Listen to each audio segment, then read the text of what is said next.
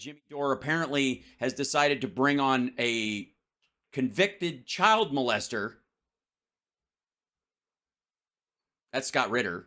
Scott Ritter did 2 years for sexting and trying to meet a 15-year-old girl for sex, who turned out to be an undercover police officer.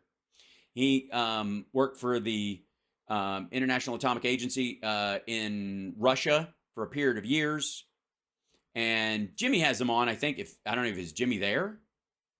So I saw this on the Mother of All talk shows. Scott Ritter was on, and he had, and yeah, and anytime Jimmy is flipping channels and a convicted child molester is on, Jimmy stops and listens.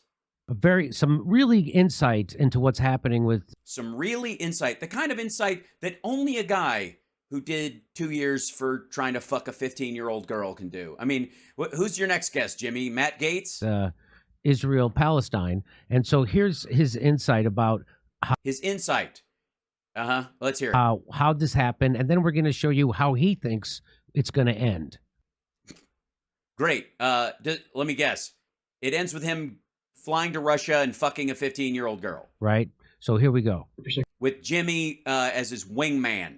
Correct. I mean, this is a conflict that cannot end until one side or the other has been decisively beaten and is willing to make. What the fuck is this? Mm-hmm. See? He said what I said. And, diversity is our strength. The kind of compromises that they're not willing to make now. And frankly speaking, given the level of suffering that the Palestinian people have undergone over the past 7 decades, they're not likely to be the side that breaks first. Israel is a fundamentally broken nation moral. Right. So Scott Ritter is predicting, and Jimmy agrees. Hi.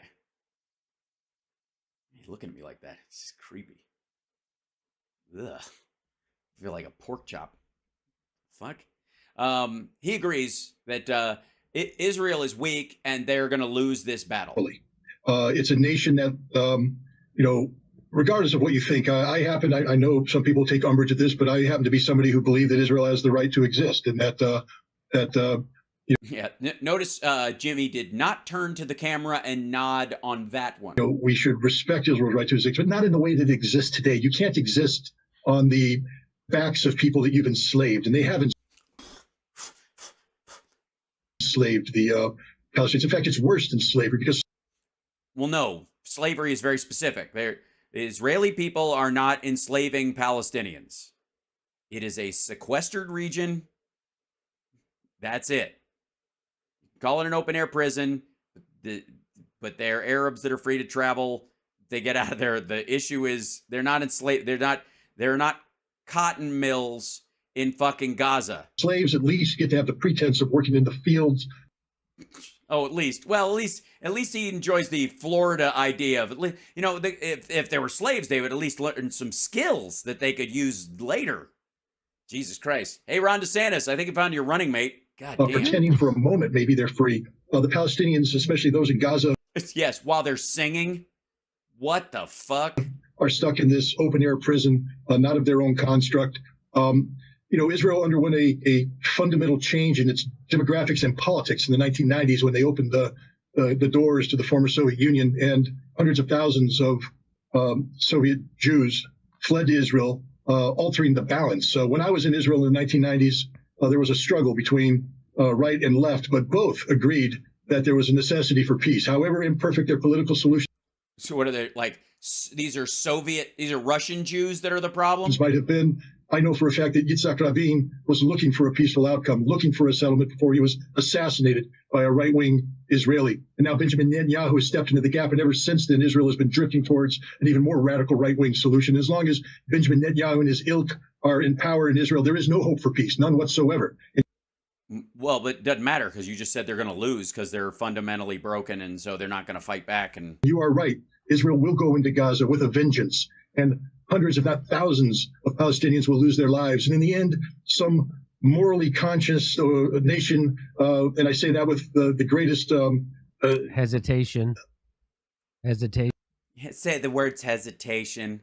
I think he's being ironic, fuckhead. I don't believe it. There's no such thing as a morally conscious nation that keeps their Who the fuck is that guy in the hat? That's hilarious. tongue silent now. But some nation, the United States perhaps, will say enough is enough. Even we can't stomach the slaughter that you have perpetrated, and it's time to bring this fighting to a halt, and the cycle will begin all over again. Yeah, I don't think so. Yeah, he was being sarcastic. Exactly, Kathy. Like, this is just... Good Lord. Till the neck down. Now, the only hope for this outcome not to go that way is if Hezbollah gets involved in a major way. Jesus Christ. So the only hope for peace in the region is if Hezbollah joins Hamas and destroys Israel. Gee, I can't imagine why Jimmy stopped on this video and said, this represents the depth of my heart. This rings true. The fuck out of here. Ugh. But again, don't think for a second that this actually was there's a genuine conversation about the Middle East or or Israel and Palestine, any of that shit.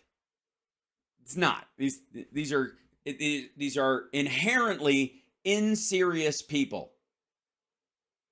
Yeah, I know. Jimmy keeps looking at me. It's creeping me out. I couldn't even hang around. You're watching House Marks Mega Worldwide, by the way. Sometimes I got to bail on these clips because they're just fucking gross.